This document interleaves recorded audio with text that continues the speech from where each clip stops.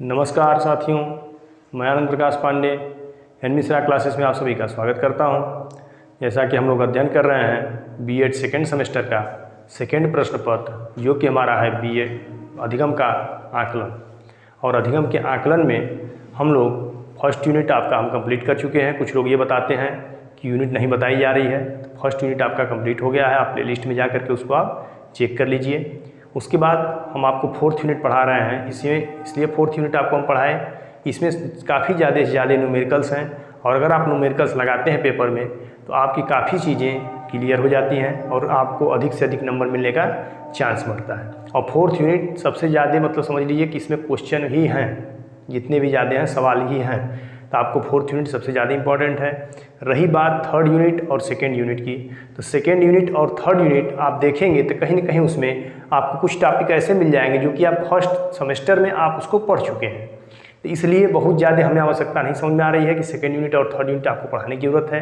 आप उसको टॉपिक मिला करके अपना सिलेबस आप जा करके हमारे प्लेलिस्ट में ही कहीं ना कहीं कुछ वीडियो पढ़े हैं, जैसे विश्वसनीयता एक कोई टॉपिक था। इस तरह करके कुछ हैं ऐसे टॉपिक जो कि आप कहीं ना कहीं उसको पढ़ चुके हैं, और एक आध टॉपिक अगर आप नहीं पढ़े हैं तो थ्योरेटिकल पार्ट है, वो आपका न्यूमेरिकल नहीं है।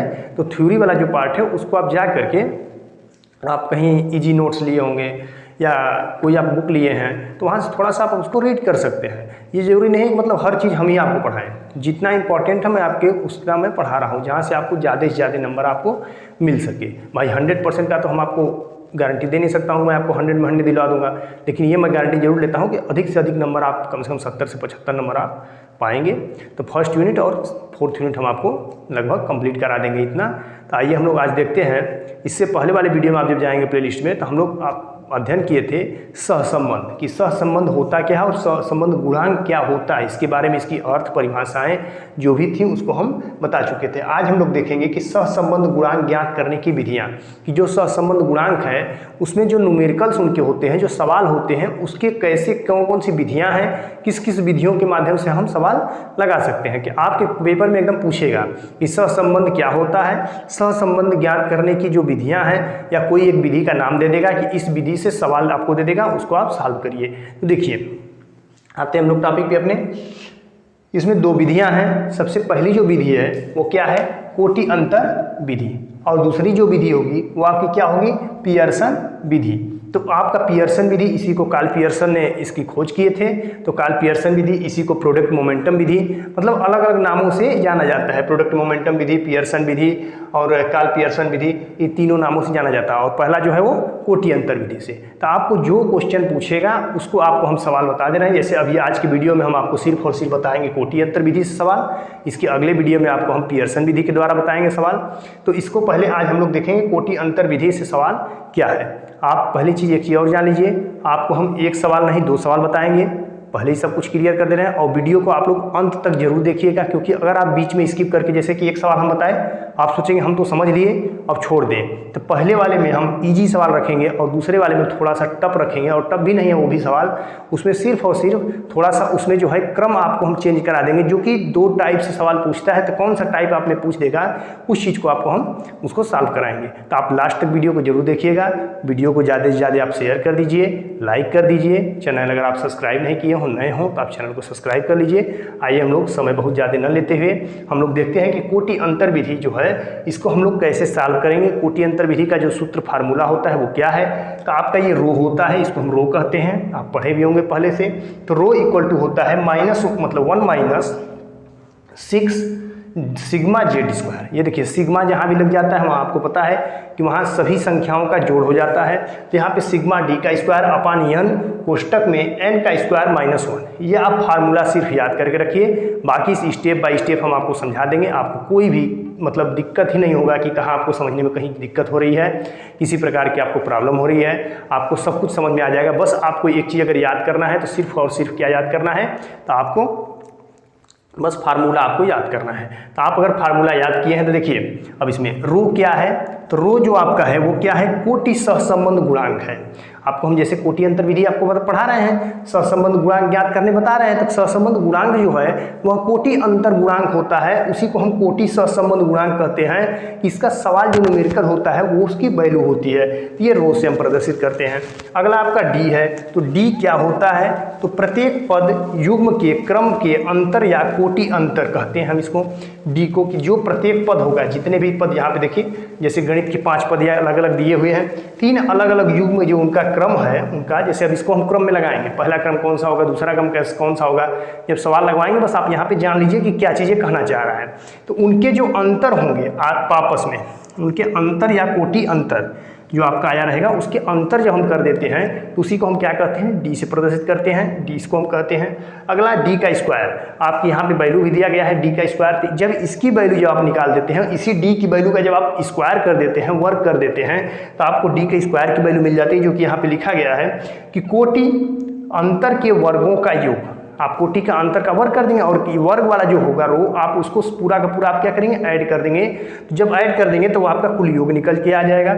अगला आपका यन है पदों या युग्मों की संख्या, जितने भी पद हैं, जैसे यहाँ पे हम आपको सवाल में 1 2 3 4 5 सिर्फ 5 पद आपको दिए हैं, तो ये 5 पद हैं। हो सकता है कहीं 10 पद दे दे, हो सकता है कहीं 8 पद दे दे, 7 पद दे दे, मतलब जितने भी पद देंगे, 15 पद दे दे, जितना भी दे देगा, लेकिन मैक्सिमम प्रयास यही करता है कि 10 पद से ज़्यादा पेपर में नहीं देता है। अगर हार्ड क्वेश्चन बनाना है तो 10 क्वेश्चन, मतलब 10 पद, और कम से कम बनाना है तो 5 या 6-7 तक, इससे ज़्यादा वो नहीं देता है। इसलिए कि आपको पेपर में अगर ज़्यादा दे देगा तो आपको सवाल टफ बन जाती है और आप सॉल्व करने में पता चलेगा कि 3 घंटे का समय आप पूरा का पूरा आप मिस कर देंगे एक ही सवाल के लगाने के चक्कर में।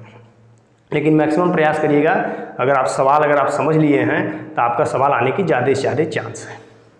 आइए हम लोग देखते हैं कि कोटि अंतर विधि से सवाल कैसे सॉल्व करेंगे या कैसे सवाल पूछता है।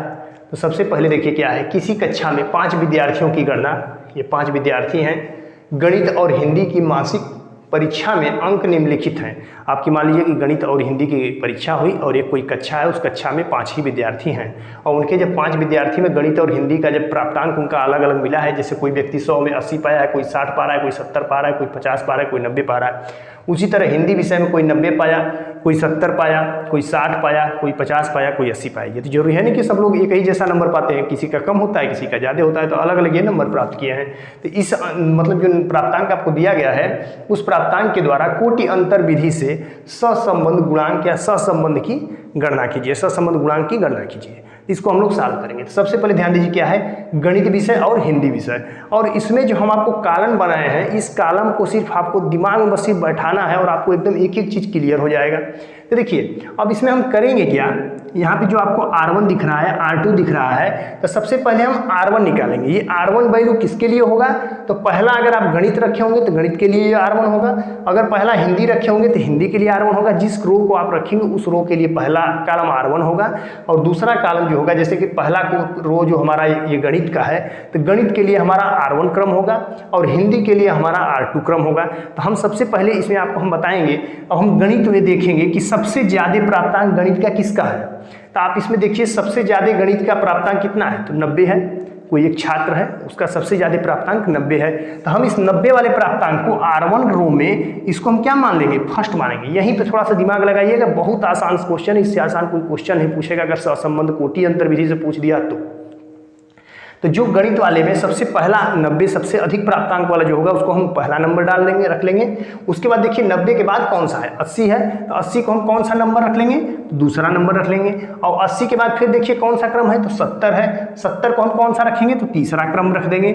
और 70 के बाद फिर 60 को हम चौथा क्रम रख देंगे। एक एक चीज़ ध्यान दीजिए, सिर्फ कुछ नहीं करना है, जो भी आपका रो दिया है उसमें सिर्फ नंबरिंग करना है सबसे ज़्यादा से कम वाले में। इसके बाद आपका कहाँ तक हो गया, 70 हो गया, 70 के बाद 60 हो गया, चौथा 4, उसके बाद फिर 50 आपका कौन सा क्रम है, 5वां क्रम। आपका पहला जो गणित का प्राप्तांक था उसका R1 रो हमारा बन गया। अब हम हिंदी है तो हिंदी के प्राप्तांक का R2 रो में बनाएंगे। तो हिंदी के प्राप्तांक में सबसे पहले देखिए कौन सा सबसे ज़्यादा है, तो सबसे ज़्यादा पाने वाला विद्यार्थी 90 नंबर है यहाँ पे, तो इसको हम फर्स्ट नंबर रखेंगे। इसके बाद देखिए यहाँ पे 70 है, मार्कर को चेंज कर लेते हैं, हो सकता है आपको कहीं कन्फ्यूजन हो जाए, तो इसको हम क्या कर लेंगे, फर्स्ट, ये आपका हो जाएगा। हिंदी वाले प्राप्तांक। इसके बाद मान लीजिए 90 के बाद फिर 80, तो यहाँ पे दूसरा, तो आपका दूसरा क्रम नीचे चला आएगा। फिर तीसरा देखिए 80 के बाद 70, तो तीसरा क्रम आपका यहाँ पे आ जाएगा। इसके बाद 60, तीसरा के बाद चौथा क्रम यहाँ, और फिर पांचवा क्रम यहाँ। तो आप एक चीज़ क्लियर हो गया कि आपका जो R1 क्रम था वो गणित के लिए, और R2 जो क्रम था ये हिंदी के लिए हो गया। कन्फ्यूजन तो आपको नहीं है, रेड से है, लाइए हम यहाँ पे रेड भी कर देते हैं, कन्फ्यूजन अगर आपको हो रही है तो। इसको 80, इसको 60, इसको 70, 50, उसके बाद यहाँ पे 90। देखिए इसलिए हम आपको अलग अलग एक ही कलर में कर दिए कि गणित वाला R1 रो था पहले रो में है, तो हम इसीलिए इसको रेड में कर दिए, रेड कलर से। और हिंदी वाला जो आपका प्राप्तांक है वो R2 रो में है, इसकी नंबरिंग हम R2 रो में किए हैं, तो इसलिए ब्लू वाले से कर दिए हैं। तो अब आप कंफ्यूज मत होइएगा। अब एक चीज़ यहाँ पे ध्यान दीजिए, जो R1 और R2 का जो डिफरेंस आएगा, यहाँ पे देखिए R1 difference R2, R1 difference R2 का ये मतलब होता है चाहे माइनस में आंसर आए चाहे प्लस में आए, हमको लिखना है प्लस में, इसमें हम माइनस में नहीं लिखते हैं। तो अब देखिए चाहे कोई वैल्यू बड़ी हो जाए, तो हम 2 में से 1 को माइनस करेंगे तो कितना आएगा, 1 आएगा, यहाँ पे 1 लिख लीजिए। 4 में से 3 को माइनस करेंगे कितना आएगा, 1 आएगा, यहाँ पे 1 लिख लीजिए। इनका सिर्फ डिफरेंस निकालना, और यही जो डिफरेंस आप निकाल रहे हैं यही किसकी वैल्यू आएगी, तो डी की वैल्यू यही आ जाएगी।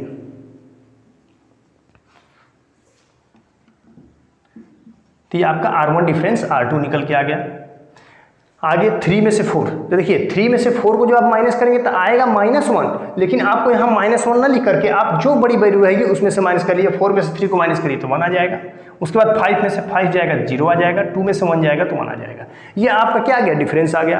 अब अगले वाले रो में हम क्या करेंगे, सिर्फ डी का स्क्वायर करेंगे। ये जो आपका डी वैल्यू यहाँ पे दिख रहा है, सिर्फ इस डी का हम क्या कर देंगे, स्क्वायर कर देंगे। तो 1 का स्क्वायर आप करेंगे तो 1 आएगा, 1 का स्क्वायर करेंगे 1 आएगा, 1 का स्क्वायर करेंगे 1 आएगा, 0 का 0 आएगा, 1 का 1 आएगा। यहाँ तक में अगर किसी को कोई भी कंफ्यूजन हो तो एक बार आप कमेंट बॉक्स में कमेंट कर दीजिएगा।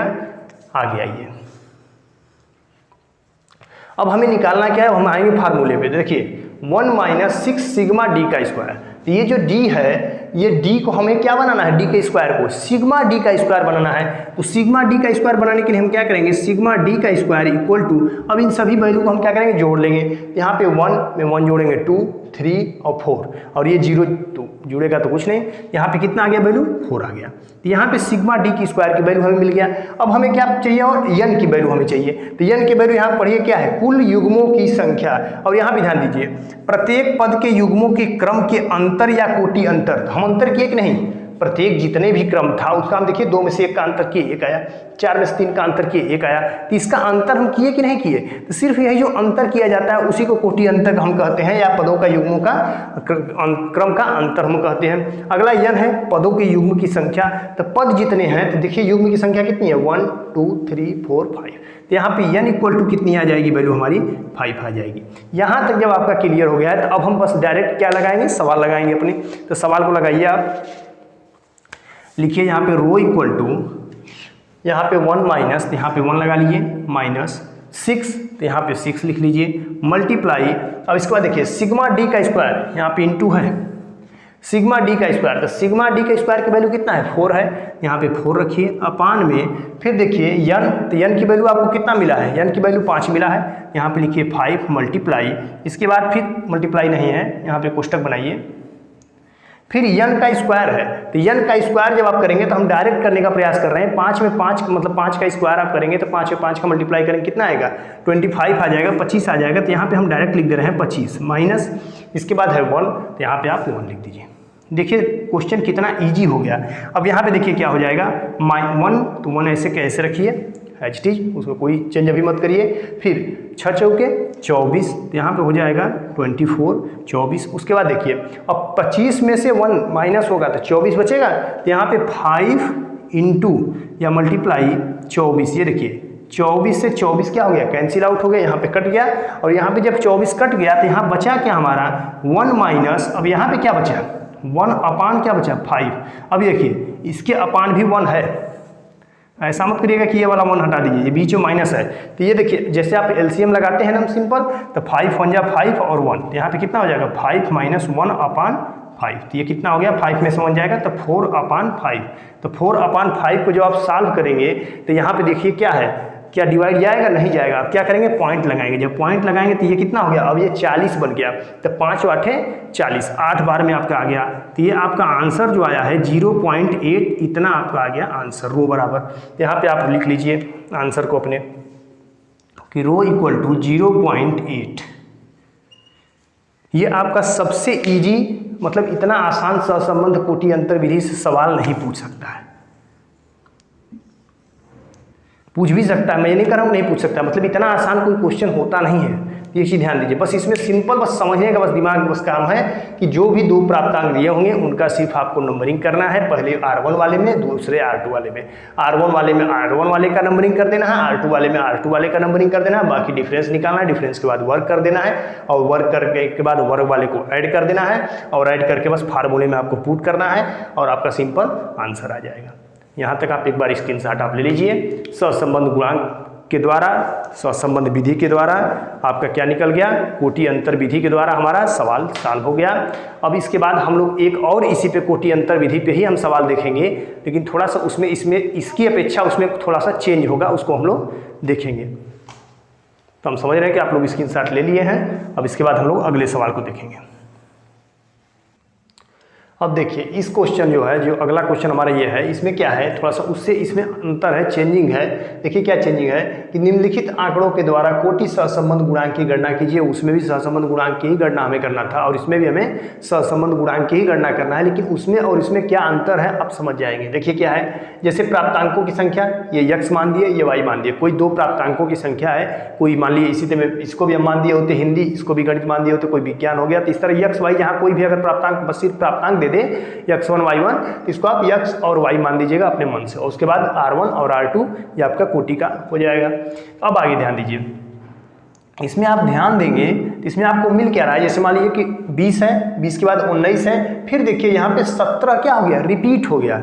नंबर्स क्या हो गया? रिपीट हो गया। तो आप यही क्वेश्चन उठा देते, अभी आज के बाद कल पेपर में जाते और यही क्वेश्चन अगर आपसे दे देता कि सर आपने तो सिर्फ हमें बताया था कि जो सबसे बड़ी संख्या होगी उससे छोटी, उसके छोटी, ऐसे आप करते चले जाइए, लेकिन जो संख्याएं एक एक बार मतलब दो दो बार दे दे, तीन तीन बार दे दे, तो इसको हम कैसे सॉल्व करेंगे? ये कि इसमें हम कौन सा नंबर अपने मन से क्या कर देंगे 1 2 3, ऐसा नहीं करना है। इसी के लिए हम आपको बताएं कि अगले क्वेश्चन आपको एक बार और हम बताते हैं, इसको आप समझिए। जैसे इसमें देखिए 15 15, यहाँ तो सिर्फ दो दो का रिपीटेशन हुआ है, एक नंबर सिर्फ 2 बार भी रिपीट हुआ है। कभी कभी ऐसे क्वेश्चन दे देते हैं कि एक नंबर 3 3 बार रिपीट हो जाता है, 4 4 बार रिपीट हो जाता है। जब बड़े क्वेश्चन दे देंगे 10 10 15 15 में दे देंगे, तब इसको हम कैसे सॉल्व करते हैं, इसको आइए हम लोग समझते हैं। सबसे पहले देखिए क्या है, सबसे बड़ी संख्या R1 में देखिए प्राप्तांक जब R1 रहेगा, तो इसलिए हम आपको यहाँ पे लिख भी दिए कि आप कंफ्यूज मत होइएगा कि x प्राप्तांक द्वारा, ये x1 का प्राप्तांक है तो x प्राप्तांक द्वारा निर्धारित कोटि, x वाला प्राप्तांक x वाले की कोटि, y का प्राप्तांक तो y प्राप्तांक द्वारा निर्धारित कोटि। तो जो प्राप्तांक रहेगा उसी का हम क्या लगा देंगे, उसी की हम कोटि यहाँ पे रख देंगे। आइए इसमें हम सबसे पहले 20 सबसे ज़्यादा है, यहाँ पे हम फर्स्ट इसको लिख देंगे। इससे कम क्या है 19 है, इसको हम क्या मान लेंगे, इसको सेकेंड मान लेंगे। इसके बाद हम लोग देखेंगे क्या, अब 17 हमको इससे छोटी संख्या मिली है, लेकिन 17 कितनी बार मिला है, 2 बार मिला है। तो अब इसका क्रम ध्यान दीजिए, ऐसा मत करिएगा कि 17 है आपका 2 बार दिया है तो आप 2 का मतलब 1 और 2 ऐसे कर दीजिएगा, नहीं।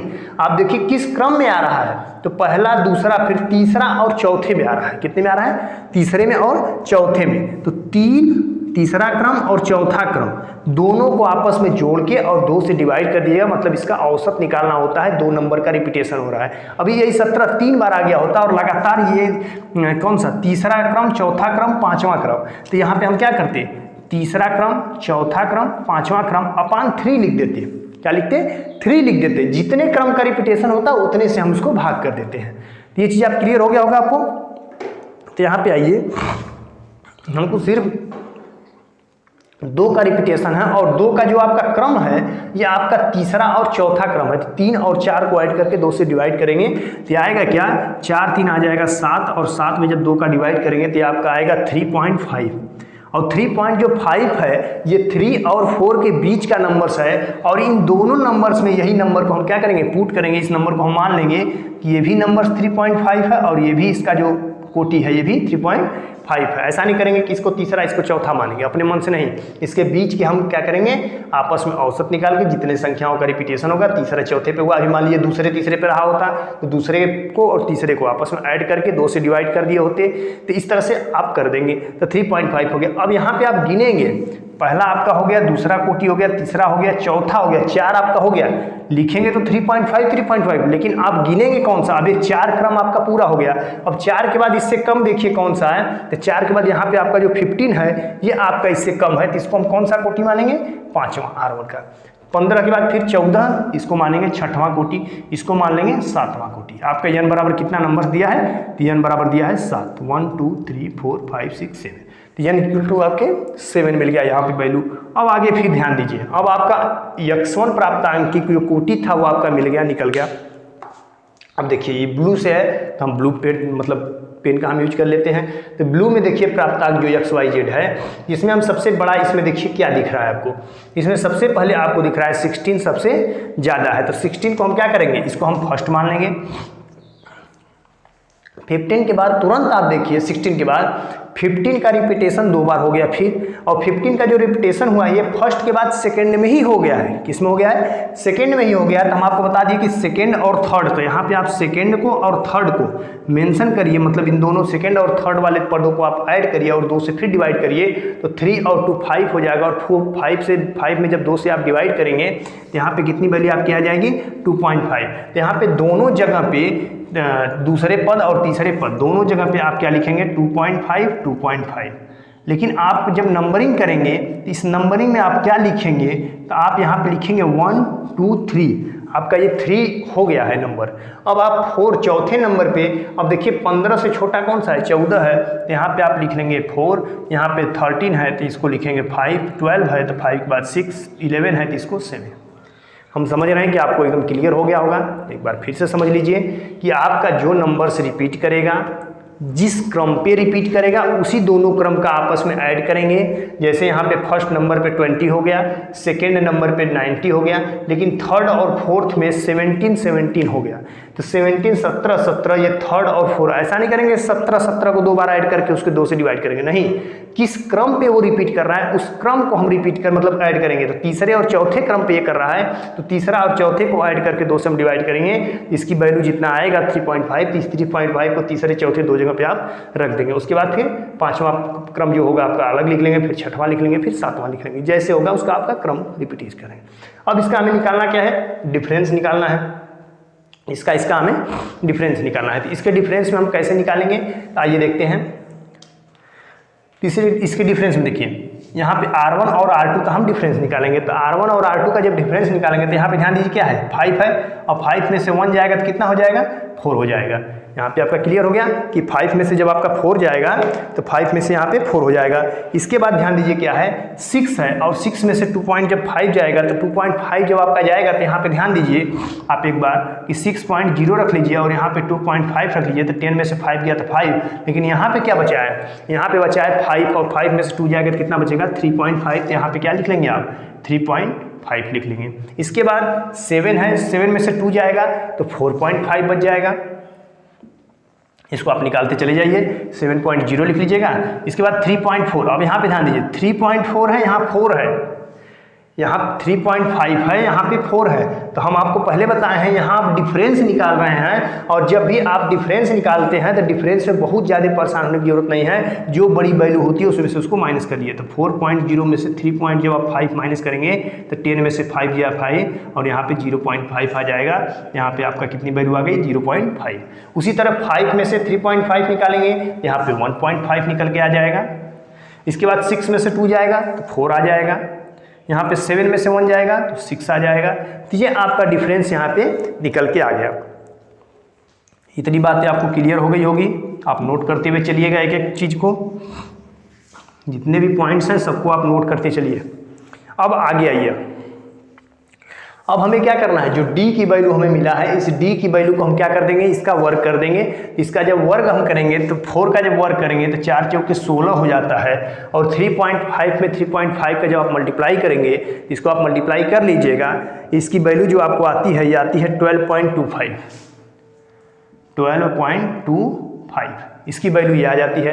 अब इसके बाद फिर 4.5 का जब हम मल्टीप्लाई करते हैं तो आप वहाँ पे उसका वर्क करके आप देख लीजिएगा। हम आपको बता देते हैं 20.25 अब इसके बाद यहाँ पे 0.5 है, तो 0.5 में जब 0.5 का जब मल्टीप्लाई करेंगे तो 25 आता है, और 25 में जब आपका यहाँ पे पॉइंट लगा है, यहाँ पे 0.5, यहाँ पे 0 लगा लीजिए। फिर आगे देखिए 1.5 और 1.5 को सिर्फ अगर आप पॉइंट यहाँ पे इसे हटाएंगे तो आप इसमें क्या मिलेगा आपको मिलेगा 15, और 15 में 15 का जब मल्टीप्लाई करते हैं तो 225 मिलता है। 15 तो 225 जब आपको मिलेगा तो यहाँ तो लिखिए आप 225, लेकिन आपका 2 पॉइंट पे आप दशमलव लगा लीजिए। फिर 4 का करेंगे तो 4 चौके फिर 16 हो जाएगा यहाँ पे। इसके बाद 6 से 36 हो जाएगा। बाकी वैल्यू जहाँ नहीं है वहाँ आप 0 लगाते चले जाइए ताकि आपको ऐड करने में आसानी हो जाएगी। यहाँ पे पॉइंट लगा के 00 कर लीजिए, यह आपको ऐड करने में आसानी हो जाएगी यहाँ पे। अब इसको हमें क्या करना है, डी के स्क्वायर को हमें सिग्मा डी के स्क्वायर हमें लिखना है यहाँ पे डी के स्क्वायर। इसके बाद देखिए हम लोग क्या करेंगे, सिग्मा डी का स्क्वायर निकालेंगे।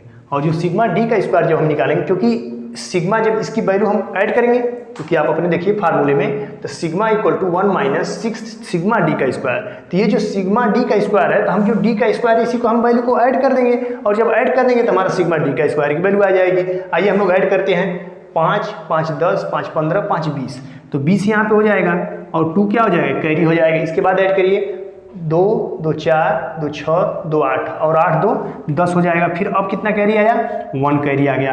अब इसके बाद ध्यान दीजिए, 6 2 8 8 2 10 10 6 16, और 16 6 22, और 22 के बाद एक और ऐड करेंगे तो आ जाएगा आपका 23, और 23 के बाद फिर आपका 2 कैरी हो जाएगा।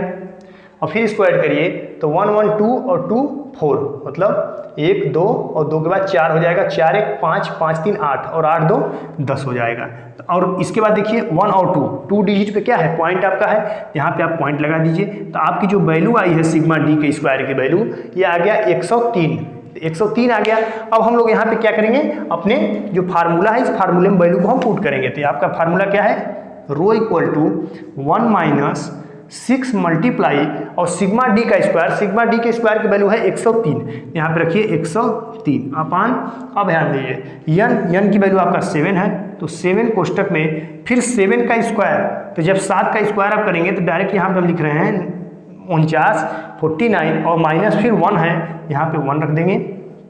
इसको सॉल्व करिए तो 1 माइनस 6 मल्टीप्लाई 103 अपान 7 मल्टीप्लाई, और 49 में से 1 जब माइनस होगा तो ये आपका कितना आ जाएगा, 48 आ जाएगा, 48 आ जाएगा।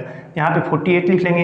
अब उसके बाद 6 7 48, तो 6 7 42, 6 8 48 होता है, 6 7 तो 42 होता है, तो 6 8 48 8 बार में हो जाएगा। तो ये आपकी इतनी वैल्यू आ गई। अब आगे ध्यान दीजिए, तो ये आपका कितना हो गया, एक बार और लिख लीजिए, 103 अपान 6 8 6 48, तो यहाँ पे 48 आपका हो जाएगा। तो जो 48 आपका, लेकिन 7 है ना, तो 8 7 56 हो जाएगा। तो ये 56 आपका वैल्यू आ गया इसको मल्टीप्लाई करने पे। तो अब 56 बन जाए, यहाँ पे हो जाएगा 56 माइनस 103 अपान 56। और यहाँ पे ध्यान दीजिए, यहाँ पे 56 है, यहाँ पे 103 है, तो 103 में से जब आप 56 जब आप माइनस करेंगे यहाँ पे आ जाएगा 47 अपान 56 आ गया। यहाँ तक में अगर किसी को कन्फ्यूजन हो तो एक बार आप पूछ लीजिए। तो यहाँ तक आपका हम समझ रहे हैं कि पूरा एकदम क्लियर होगा, क्योंकि हम वैल्यू बस पुट किए हैं। वैल्यू पुट करने के बाद यहाँ से जब आप डिवाइड करेंगे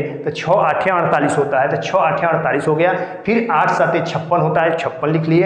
इसके बाद आपका 56 में 1 का मल्टीप्लाई किए तो मतलब 56 हो गया। तो 56 माइनस 103 बटा में 56, और 103 में से जब 56 माइनस करेंगे, यहाँ पे ध्यान दीजिए थोड़ा सा, ये माइनस वैल्यू होती है। ये वैल्यू जब इसमें माइनस करेंगे तो ये वैल्यू माइनस में आएगी। तो यहाँ पे जब माइनस हो गया, और जब 56 में जब 47 से जब हम भाग करेंगे तो यहाँ पे ध्यान दीजिए कितना आएगा। जैसे मान लीजिए थोड़ा सा हम भाग भी करके आपको दिखा देते हैं। यहाँ पे पॉइंट लगाइए, यहाँ 0 हो जाएगा। तो 5 8 40, 8 बार में 8 बार लेकर के जाइए, तो 8 6 48 4, और 8 5 40 4 44 हो जाएगा। यहाँ पे यहाँ वैल्यू कितना आया, 10 में से 8 गया 2 हो गया, और उसके बाद यहाँ पे 6, यहाँ पे भी 2 हो गया, यहाँ 0। तो यहाँ देखिए 5 चौके 20 होता है, लेकिन यहाँ पे 2 ही 22। हम एक बार 3 बार लेकर के जाएंगे, 2 बार नहीं लेके जाएंगे। सिर्फ 2 डिजिट तक लेके जाया करिए। मैक्सिमम प्रयास किया करिए कि जो ये आंसर आया यहीं पे आप छोड़ दीजिए। अगर आपको मतलब डिवाइड करने में थोड़ी सी अगर प्रॉब्लम हो रही है या नहीं आ रहा है या इतने आप वीक हैं तो आप यहाँ पे भी आंसर दे सकते हैं, आपको पूरा नंबर मिलेगा, लेकिन थोड़ा सा डिवाइड आप कर दीजिए। यहाँ पे देखिए तो 36 यहाँ पे हो जाएगा 18 और 5 चौके मतलब 5 दिया 15 और 1 16। तो यहाँ पे 10 में से 8 गया 2 और यहाँ पे 11 में से 6 गया तो 5। तो यहाँ पे देखिए 52 56 और भी आगे ले जा सकते हैं, लेकिन बहुत ज़्यादा पॉइंट के बाद बस 2 डिजिट तक ले जाया करिए। तो इसकी वैल्यू जो आपकी आ गई, रो की वैल्यू आ गया 0.83। तो जो रो की वैल्यू आपकी आ गई है, आपका जो कोटि अंतर विधि से जो सहसंबंध आप निकाले हैं, इसमें रो की वैल्यू आपकी आ गई है 0.83। यह आपका फाइनल क्या है? यह आपका फाइनल आंसर है। तो एक बार फिर से समझ लीजिए आपको कहाँ प्रॉब्लम हो सकती है। आपको सिर्फ और सिर्फ प्रॉब्लम जो होगी, जो प्राप्तांक आपका 2 प्राप्तांक दिए रहेंगे x और y, इस x और y वाले प्राप्तांक में आप बस सबसे बड़ी जो संख्या होगी, जो सबसे बड़ी वैल्यू होगी उसको आप 1 मानेंगे, उसके बाद 2 मानेंगे उसके छोटी वाली वैल्यू को, और जहाँ आपका रिपीटेशन होगा तो आपका तीसरे और चौथे में रिपीटेशन हुआ है तो तीसरे पद को और चौथे पद को ऐड करके, और 2 पद का रिपीटेशन हुआ है तो 2 से आप भाग करेंगे। अगर 3 पद का रिपीटेशन हुआ होता, जैसे मान लीजिए तीसरा था, चौथा था, 5वां था, 3 4 5 तीनों को ऐड करके और क्या करते आप 3 से डिवाइड कर देते, तो आपका तीसरी वैल्यू डायरेक्ट आ जाता और 3 जगह एक ही वैल्यू आप मान को पुट करते। तो हम समझ रहे हैं कि आपको पूरा का पूरा एकदम क्लियर हो गया होगा। एक बार आप यहाँ पे स्क्रीनशॉट लीजिए।